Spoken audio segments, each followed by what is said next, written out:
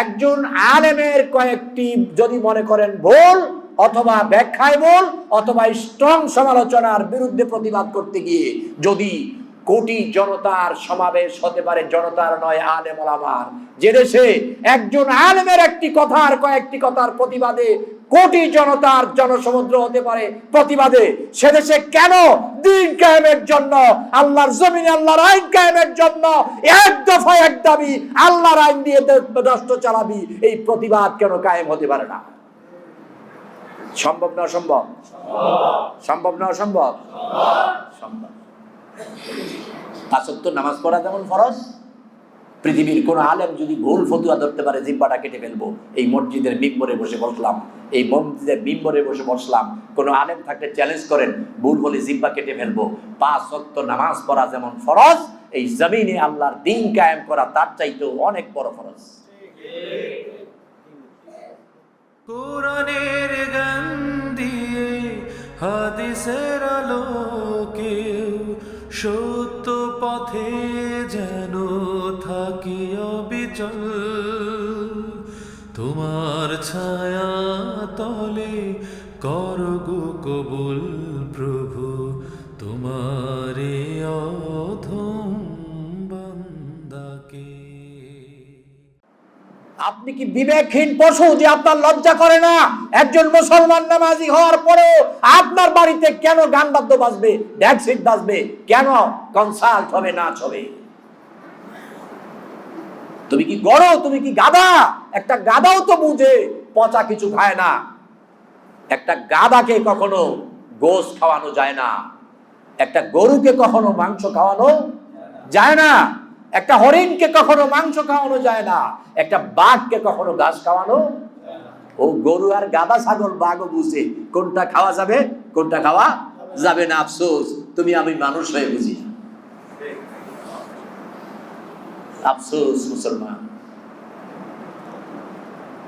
এই জন্য কোন এক শায়ের বলেছিলেন, উহুদের লড়াইয়ে ভেঙেছ দান্দান, তথাপি জমিনে রেখেছ ইসলাম, আমরা ভুলে গেলাম তোমারই বিধান, শুধু যে নামেতে মুসলমান। তুমি ইসলাম টিকাবার জন্য, ইসলাম মানার জন্য উহুদে দাঁত ভেঙেছ, তায়েফে শরীরটা জাদুরের মতো ছিদ্র করেছ, কত অসংখ্য সাহাবী জীবন দিতে হয়েছে। আমরা এই সব তোমার তরিকা, তোমার বিধান, আল্লাহর আইন ভুলে গিয়ে আমরা যেভাবে চাই সেভাবেই জীবন চালাচ্ছি। আমরা শুধু নামের মুসলমান। আমরা কি নামের মুসলমান? কিন্তু আল্লাহ তো নামের মুসলমান চায় না। আল্লাহ নামের মুসলমান চায় না। এই জন্য আল্লাহ নামের মুসলমানদের জন্য বললেন ফাওয়াইলুল লিল মুসাল্লিন, যে কত নামাজি মুসল্লি জাহান্নাম, ওয়াইল নামক জাহান্নামে জ্বলবে। আবার আল মাকরাম আখলাকে রাসূল করিম সাল্লাল্লাহু আলাইহি ওয়াসাল্লাম কিতাবের মধ্যে আছে, এমন একটা সময় আসবে প্রতি 1 লাখ নামদারি মুসলমান থেকে একজন মাত্র জান্নাতে যাবে, বাকিরা সব জাহান্নামে। তাহলে আপনি তো আপনার কাজ কর্ম কথা সবকিছুর আগে চিন্তা করা লাগবে, এটা মুহাম্মদ সাল্লাল্লাহু আলাইহি ওয়াসাল্লামের আদেশ এর মধ্যে কিনা, নিষেধের মধ্যে পড়ে কিনা। তাহলে আল্লাহ আল্লাহর নবী যে আদেশ করেছেন আমাকে তা করাই লাগবে, যা নিষেধ করেছেন তা করা যাবে। দুইটা কথা মানলেই তো যথেষ্ট। আল্লাহ আল্লাহর নবীর আদেশ মানবই মানব, আল্লাহ আল্লাহর নবীর নিষেধ এর সাথে সম্পৃক্ত হব না। আপনি জান্নাতি, আপনি মুমিন, আপনি মুত্তাকি, আল্লাহর আরশের চাইতে আপনার দাম বেশি।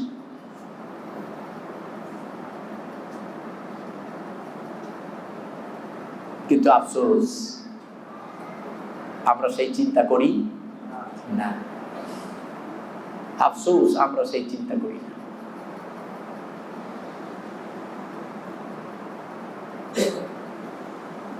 এদেশে দ্বীন কেন কায়েম হবে না? এদেশে ইসলাম কেন কায়েম হবে না? আমরা যখন ছোট ছিলাম তখন শুনেছিলাম বা দেখেছি আঙ্গুল খাড়া করানোর কথা, 7ই মার্চের বঙ্গবন্ধুর বক্তব্য, এত জনসমুদ্র আর হয় না। কে বলছে হয় না? এই তো 3-4 দিন আগে সোহরাওয়ার্দী উদ্যানে বাংলাদেশের আলেমদের জনসমুদ্র ওই 7ই মার্চ থেকে কয়েক গুণ ছাড়িয়ে গিয়েছে। তাহলে যে দেশে একজন আলেমের বিরুদ্ধে কথা বলতে গিয়ে একজন আলেমের কিছু ভুল অথবা নাই হোক এর প্রতিবাদ করতে গিয়ে এত বড় বিশাল জনসমুদ্র হতে পারে, সে দেশে কেন মুসলিম মিল্লাত ঐক্যবদ্ধ হয়ে সমস্ত উলামায়ে কেরাম সমস্ত মুসলমান একটি জনসমুদ্রে একটি প্ল্যাটফর্মে এসে আল্লাহর আইন কায়েম হতে পারে না? অভাব শুধু ঐক্যের। এজন্য আল্লাহ রাব্বুল আলামিন বলেছেন ওয়াতাসিমু বিহাবলিল্লাহি জামিয়া ওয়ালা তাফাররাক, ঐক্যবদ্ধ হয়ে যাও যারা নিজেকে মুসলিম দাবি করো এই জমিনে আল্লাহর দ্বীন কায়েম করার জন্য। অবশ্যই দ্বীন কায়েম হবে। আমি ওই জনসভা নিয়ে কথা বলছি না, আমি যে কথাটা বোঝাতে চাচ্ছি, সাদ সাহেবের কিছু কথার প্রতিবাদ করবে। সাদ সাহেব একজন আলেম, কাফের মুশরিক বেদুইন থেকে হাজার গুণ মনে করেন আলেম ভালো না, মনে করেন, আস্তাগফিরুল্লাহ, মনে করেন, যারা মনে করছেন তিনি ভুল করছেন, কিন্তু তারপরেও তো তার 90% কাজ তো ভালো। কি বলেন? একজন আলেমের কয়েকটি যদি মনে করেন ভুল অথবা ব্যাখ্যায় ভুল অথবা স্ট্রং সমালোচনার বিরুদ্ধে প্রতিবাদ করতে গিয়ে যদি কোটি জনতার সমাবেশ হতে পারে, জনতার নয় আলেম ওলামার, যে দেশে একজন আলেমের একটি কথার কয়েকটি কথার প্রতিবাদে কোটি জনতার জনসমুদ্র হতে পারে প্রতিবাদে, সে দেশে কেন দ্বীন কায়েমের জন্য আল্লাহর জমিনে আল্লাহর আইন কায়েমের জন্য এক দফা এক দাবি আল্লাহর আইন দিয়ে রাষ্ট্র চালাবি, এই প্রতিবাদ কেন কায়েম হতে পারে না? সম্ভব না অসম্ভব? সম্ভব না অসম্ভব? সম্ভব। পাঁচ ওয়াক্ত নামাজ পড়া যেমন ফরজ, পৃথিবীর কোন আলেম যদি ভুল ফতুয়া ধরতে পারে জিহ্বাটা কেটে ফেলবো। এই মসজিদের মিম্বরে বসে বসলাম, এই মসজিদের মিম্বরে বসে বসলাম, কোন আলেম থাকলে চ্যালেঞ্জ করেন, ভুল বলে জিহ্বা কেটে ফেলবো। পাঁচ ওয়াক্ত নামাজ পড়া যেমন ফরজ, এই জমিনে আল্লাহর দ্বীন কায়েম করা তার চাইতেও অনেক বড় ফরজ।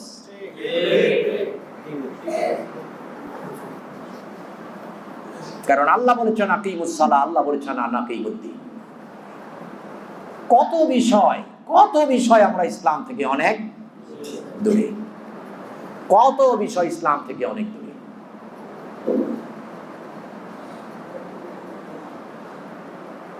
এই যে দেখেন হজের প্রাক নিবন্ধন চলছে, গভর্নমেন্ট আরেকটু সময় বাড়িয়ে দিয়েছেন। হজ করা ফরজ কার উপরে? হজ্জের খরচ সংকুলান করার মতো ক্যাপাবিলিটি যার আছে তার উপরেই ফরজ। একেবারে সহজ কথা, হজ্জের মৌসুমে আপনি এখান থেকে হজ্জে যাবেন, ওখানে খরচপাতি করবেন, আবার বাড়িতে ফিরে আসবেন। যাওয়ার পরে বাড়িতে যারা আছে তাদের খাদ্যদ্রব্য খরচপাতি দিয়ে যাবেন। এতটুকু এবিলিটি যার আছে তার উপরে হজ ফরজ, যদি সে সুস্থ হয়।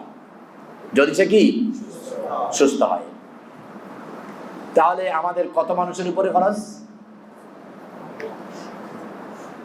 এই ব্যাপারে রাসূল সাল্লাল্লাহু আলাইহি ওয়াসাল্লাম বলেছেন যার উপরে হজ ফরজ হলো, হজ না করে মারা গেল, ইহুদি নাসারা খ্রিস্টান হয়ে মারা যাক, আমি মুহাম্মাদের কিছু আসে যায় না। কিন্তু আমরা এখনো কত মানুষ সে হজ থেকে কি বঞ্চিত, পর্দা থেকে বঞ্চিত, নামাজ থেকে বঞ্চিত, যাকাত থেকে বঞ্চিত, সুদের সাথে সম্পৃক্ত। আমি একটি জরিপ করে দেখেছি, আমার জরিপটি 100% রাইট এমনটি নয়, আবার একেবারে ভুল নয়, একেবারে ভুল নয়। আমার মনে হয় বর্তমান আমার বাংলাদেশের দিকে যদি আমি তাকাই, এই বাংলাদেশের প্রেক্ষাপটে বর্তমান সমাজে মুসলমানদের মেজরিটি মুসলমান শুধু একটি পাপের কারণে জাহান্নামে যাবে, সেটা হলো সুদের সাথে সম্পৃক্ত থাকা। মেজরিটি, এই মেজরিটির মানে কি? 50-এর উপরে। তাহলে অর্ধেকের চাইতে বেশি মুসলমান শুধু একটি পাপের কারণে জাহান্নামে যাবে, সেটা হচ্ছে সুদের সাথে সম্পৃক্ত থাকা, দাতা গ্রহীতা সহযোগী। কারণ আমার মনে হয় আনুমানিক 70% মানুষ আমরা সুদের সাথে সম্পৃক্ত আছেন। এটা আমি আমার মুসল্লিদের নিয়ে কথা বলছি না, গোটা দেশ, গোটা জাতি। নামাজের দিকে তাকান, আপনি এখনো তাকিয়ে দেখবেন আপনার মসজিদে মুসল্লি জায়গা হয় না, তারপরেও দেখবেন আপনি যদি ফজর, জোহর, আসর, মাগরিব গড় করেন, তাহলে এখনো সমাজের 4 ভাগের 3 ভাগ লোক বেনামাজি। এখনো সমাজের 4 ভাগের 3 ভাগ লোক বেনামাজি। বেনামাজি বলে কাকে? যে ব্যক্তি দৈনিক 5 ওয়াক্ত নামাজ পড়ে না, 4 ওয়াক্ত পড়ে, 1 ওয়াক্ত পড়ে না, সেও বেনামাজি। জাকাতের দিকে তাকান, জাকাত দেয় এমন লোকের সংখ্যা কম না বেশি? আবারও এমন লোক আছে যারা জাকাত দেয়, জাকাত আসছে 10 লাখ, 1 লাখ টাকার কাপড় কিনে সিরিয়াল দিয়ে দিছে, 9 লাখ টাকা শেষ, আর দেয় নাই। জাকাতের টাকা নেওয়ার জন্য ভিক্ষুকের মতো দাঁড়াতে হয়। বেটা রাখ তোর জাকাত, তোর জাকাত তুই খা। ছোট লোকের বাচ্চা, ছোট লোক, তোর জাকাত তুই খা। জাকাত নেওয়ার জন্য ভিক্ষুকের মতো দাঁড়াতে হবে কেন? জাকাত তো যদি পাবে, সে তার পাওনাদার, হকদার সসম্মানে সহজলভ্যভাবে তার হাতে পৌঁছাই দিতে হবে। কারণ জাকাত ভিক্ষা নয়, জাকাত এটা গরিবের জন্য দয়া নয়, ভিক্ষা নয়, এটা আল্লাহর দেওয়া অংশীদারের অংশ। তোমার বাবার মৃত্যুর পরে তুমি যেমন হক পাও, ঠিক তোমার সম্পদে ওই 8 শ্রেণীর মানুষ হক পায়। এটা তার হক, এটা ভিক্ষা না, এটা যাকাত, এটা সাদাকা নয়, এটা ফেতরা নয়, এটা তার হক। অতএব হক দিতে হবে সসম্মানের সাথে। তুমি 150 টাকার কাপড় দিবা, 300 টাকার কাপড় দিবা, 4 ঘন্টার সিরিয়াল, বাট 4 ঘন্টা কাজ করলেও তো 500 টাকা কাজ করতে পারে। ভুল বলতেছি মনে হয় আমি? এমনটা হয়?